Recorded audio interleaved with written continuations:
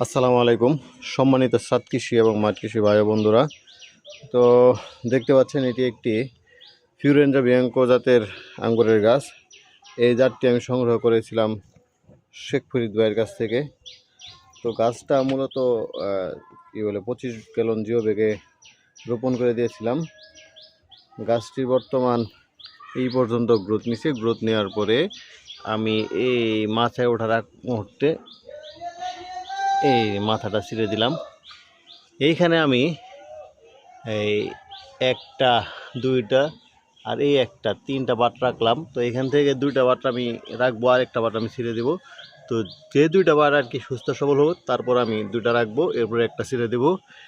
এছাড়াও দেখা যাচ্ছে গাছের নিচের অংশগুলোতে এই এই যে অংশগুলোতে দেখতে পাচ্ছেন, এই এগুলো খুব তাড়াতাড়ি বাট ফুটে যাবে। তো খেয়াল রাখতে হবে যে এখান থেকে যেন কুশি বের হয়ে বড় না হতে পারে। তো সেগুলো সময় মতো ছিঁড়ে দেওয়া হবে। তো ধন্যবাদ সবাইকে, ভালো থাকবেন সবাই। আসসালামু আলাইকুম।